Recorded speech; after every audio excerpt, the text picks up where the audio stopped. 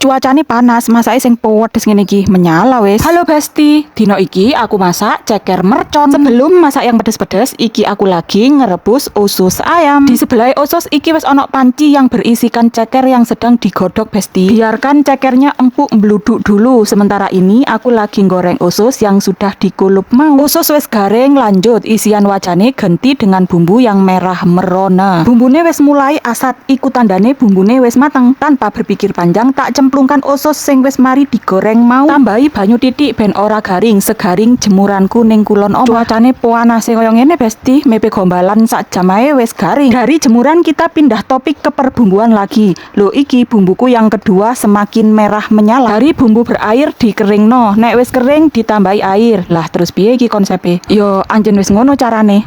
Iki Besti, cekerku yang sudah empuk bluduk tak cemplungkan ke dalam bumbuku yang merah merona. Cuekin saja biar bumbunya meresap ke tulang-tulangnya. Sepertinya iki airnya sudah menyusut Bes. Delok entahlah ceker merconku wis mateng, kebayangkan pedesnya. Iki usus ayam ya wis mateng. Monggo maem Besti.